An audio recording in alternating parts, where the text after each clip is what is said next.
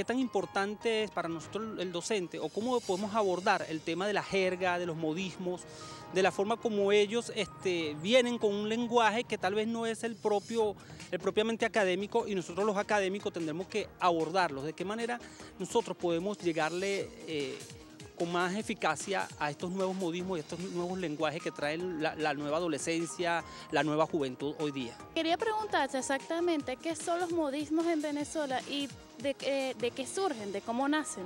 ¿Cuál es la diferencia entre las distintas clases de modismos que se pueden encontrar en las clases sociales que encontramos hoy en día en la sociedad? Podemos relacionar el uso de modismos con la pérdida de la cultura en la sociedad venezolana. Caray, bien interesantes todas las preguntas, ¿no? Aquí estoy yo con el profesor Luis Barrera de Linares, que es profesor de varias universidades y además es miembro de la Academia de la Lengua.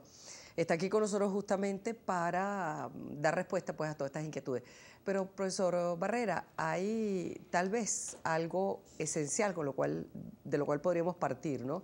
Y es que, ¿cuáles son los elementos que influyen o que determinan la manera como nosotros hablamos? Sí, bueno, en principio muchas gracias por la invitación. Podría decir que hay varios factores, varios. Uno fundamental es, por supuesto, la escuela.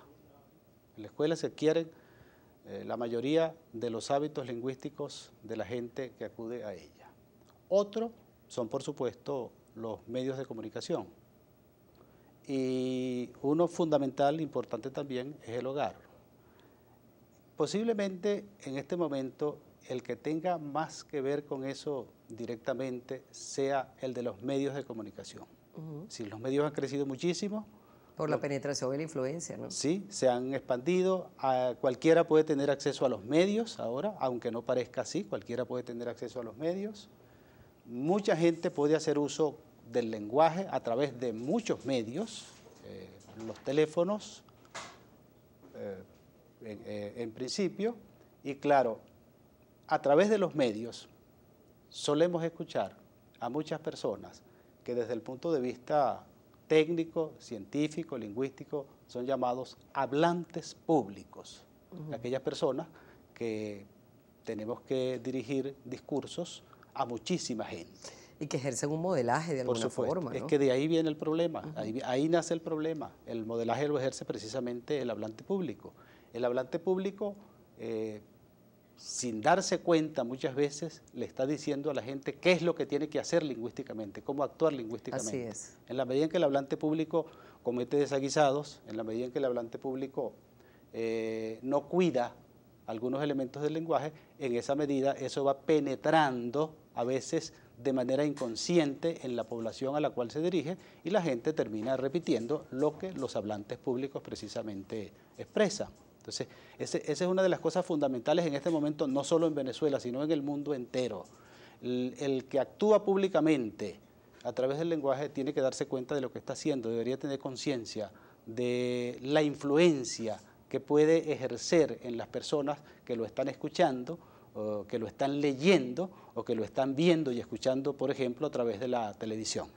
Si aquí, por ejemplo, fuéramos a tomar como modelos a algunos políticos de la manera como se expresan, sí, de repente estaríamos verdaderamente en problemas, ¿no? Bueno, pero es una gran responsabilidad, no solamente de las figuras públicas en razón de la responsabilidad que tienen, sino primero también nosotros, los anclas, los periodistas, los reporteros, sí, claro, que la gente realmente se identifica, conecta con nosotros y eso es una responsabilidad ciertamente. Por supuesto, sí. Es que hablante público no solamente alude a los políticos, a los gobernantes, alude a mucha gente, incluso a nosotros los docentes. Nos guste o no, somos hablantes, somos personas que producimos lenguaje para muchas personas diariamente en las universidades, en las aulas. También somos hablantes públicos. La noción es más reducida o se puede ampliar muchísimo de acuerdo con la cantidad de miembros de la audiencia a la cual nos estamos dirigiendo. ¿Qué es lo que realmente, profesor Barrera, hay que cuidar? ¿El uso del lenguaje, en el sentido estricto, o prescindir de modismos y de estructuras que de repente no son las correctas? Es decir, hay regiones de Venezuela que se comen, sí, las consonantes finales, por ejemplo. Sí. Hay en el caso, por ejemplo, del andino, que ya esto no es ni correcto ni incorrecto, sencillamente es su manera de hablar, utiliza mucho el vos, el usted. el maracucho el vos, el andino el usted. Es decir, ¿qué habría que hacer?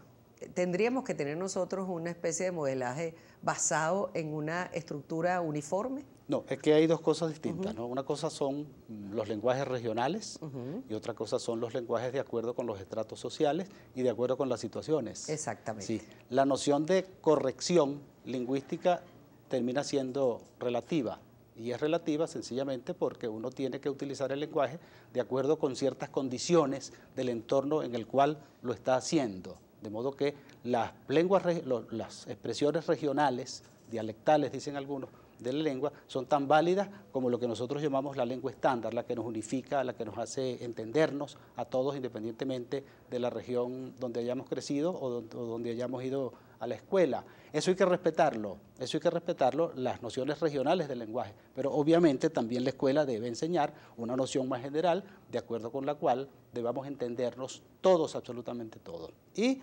desde el punto de vista de los estratos y desde el punto de vista también de ciertas condiciones del entorno en el cual nos expresamos, a veces unas formas son adecuadas, por no decir correctas, en ciertos niveles, pero inadecuadas en otros. Lo que tiene que enseñar la escuela precisamente es al estudiante, a la persona que acude al colegio, a saber diferenciar cuándo un entorno precisa de cierto uso lingüístico y cuándo un entorno precisa de otro uso lingüístico particular. Aquí veíamos hace poco en pantalla el logo de la Real Academia de la Lengua, que es un poco la traductora pues, del idioma español, ¿no? Y la que recoge nuestras expresiones. Ahora, ¿en qué momento se considera que una expresión que viene siendo coloquial, de uso masivo, pasa a formar parte del diccionario? La gente la usa, lo quiera o no la Academia de la Lengua. Por supuesto. Pero realmente cuando pasa a formar parte de algo tan importante como es el diccionario de la Academia, ¿qué significa? Sí, bueno, el diccionario de la Academia, de las academias de la lengua, nosotros preferimos hablar de las academias y no de la Real Academia porque somos un conjunto de 22 academias de acuerdo con los distintos países, donde hay incluso la posibilidad de una academia número 23, 23ª, qué interesante. que nace en África, por cierto, español africano, ¿no? Bueno, el diccionario no es hasta ahora sino un diccionario de uso del lenguaje. Lo que hace el diccionario de la Academia es ir consagrando definitivamente lo que la gente va aportando al lenguaje, pero no se puede incorporar todo lo que nosotros desearíamos que se incorporara. Claro. Se va incorporando única y exclusivamente aquellos elementos que de alguna manera comienzan a ser documentados o desde el punto de vista oral en grabaciones o desde el punto de vista escrito.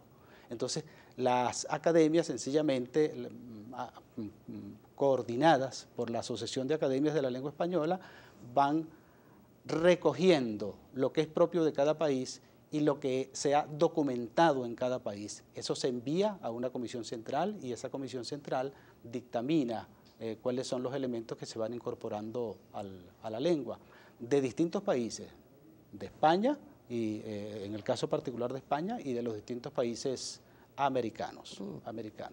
Bueno, profesor, muchísimas gracias por haber compartido este ratico con nosotros aquí en La Hora Clave. El profesor Luis Barrera Linares, que es miembro de la Academia de la Lengua y que justamente ha accedido a venir a ampliar nuestros conocimientos en torno a este tema tan importante como es el lenguaje de un país, la forma como se expresa una sociedad. Vamos a la pausa y regresamos para la última parte de La Hora Clave. Existe también el habla del venezolano en las diversas regiones, que si bien se respeta la esencia de la lengua española, cambia de usos, asume diversas formas, modismos y palabras extranjeras que no son correctamente traducidas, entre otras cosas. Ello se corresponde, según los lingüistas, a que cada pueblo tiene su propia identidad y es natural entonces que sus habitantes tengan una particular manera de hablar, que sea el reflejo de su modo de vida y de su cultura. Sin duda el central o el caraqueño es el acento percibido por los medios de comunicación como el estándar de Venezuela. A veces suelen confundirse los modismos con los refranes, pero hay una diferencia fundamental, que es que los refranes pueden tener la particularidad de que tienen rima, la mona aunque se vista de seda, mona se queda, o tienen una intención moralizante, educativa, generar algún aprendizaje, como dime con quién andas y te diré quién eres, para advertirle a alguien que no ande con determinada persona. Tal vez más importante es que los modismos constituyen mecanismos de la identidad lingüística de los hablantes, caracterizan las distintas variedades de habla de las personas. Se definen sobre la base de quiénes hablan igual que nosotros, quiénes hablan distinto que nosotros. Ejemplos con modismos. En España se dice, por ejemplo, para alabar a alguien, hacer la pelota. En México se le dice hacer la barba, y en Venezuela decimos chupar medias. En España se puede decir tener un enchufe, pero en Venezuela decimos tener una palanca. Entonces, constituyen formas que nos identifican como hablantes, que nos identifican como americanos, que nos identifican como venezolanos. Ello implica que haya modismos que son válidos para todas las variedades del español. Por ejemplo, para alguien que estudia mucho, quemarse las pestañas; para alguien que habla mucho, hablar hasta por los codos. Hay algunos que se restringen al español de América, que parecen no emplearse en el español de España, como salir de rumba, como ser uña y sucio, ser uña y mugre, haber como arroz. Y hay algunos que son estrictamente regionales. Por ejemplo, en el caso del español de Venezuela, nosotros tendríamos dos relacionados con la rumba y la resaca, que son tener un ratón, estar con un ratón, después de que hemos pasado una noche de fiesta y hemos consumido muchísimo licor. Pero el maravino, el zuliano, tiene diferencias por el voceo, por el tono, que es inexistente en el resto del país. Este lenguaje por lo general se confunde con el tuteo en una misma frase, como por ejemplo, te vais a casa, en vez de os vais a casa. También el guaro se destaca por su acento bien diferenciado y la eliminación de la R en el uso de los versos. Por ejemplo, voy a comer, o la expresión popular naguará, que de acuerdo a la entonación tiene un significado específico. Por ejemplo, naguará, me gané una máquina, o naguará, choqué el carro. El tachirense o el gocho de la zona andina tiene también su tono muy característico, en particular el nativo del estado Táchira, cercano con la frontera de Colombia, aunque también es muy diferenciado como sucede con el maravino, pero a diferencia de este utiliza el usted en lugar del vos. Y sin duda el español llanero, cuya una de sus características es la considerable influencia del léxico indígena, producto de la fusión de ambos idiomas, y por supuesto el habla oriental o del margariteño, que se reconoce fácilmente por el cambio de la R por L y viceversa, además de ocultar particularidades como orientar por oriental y oriental por oriental. También se utiliza mucho en el ámbito familiar, donde se le dice mijo a mi hijo, pero en sentido general, ligado al asombro, o compay, que significa compadre, o cambiar el er por el él, como hijo el diablo. El habla caraqueña ha sufrido también muchos cambios y es sometido a giros constantes e imprevistos por la presencia de inmigrantes, ya no solo europeos, sino de países del Caribe y latinoamericanos, que popularizan o se popularizan rápidamente, sobre todo en los sectores populares, y que no escapan al frecuente uso de los guionistas del cine y la televisión. Varios venezolanos se han dedicado al estudio de nuestra lengua, destacándose, por supuesto, Ángel Rosenblatt, con su estudio sobre buenas y malas palabras, y varios académicos como Luis Barrera Linares, Alexis Márquez Rodríguez, Francisco Javier Pérez y Rocío Núñez, entre otros. Muchos de los modismos venezolanos son incorporados al diccionario de la Real Academia Española, en cuya última edición de 93.111 palabras, aproximadamente 2.000 son venezolanismos. Y cada año los representantes de la Academia reciben cerca de 1.000 palabras de uso común para ser incluidas en las ediciones posteriores del diccionario. Las palabras borona, leche como sinónimo de suerte, mecate, pana, chamo, emparamar, faramallero, pasapalo, rasca y zócate se pueden encontrar en la última edición publicado por el DRAE el 2014.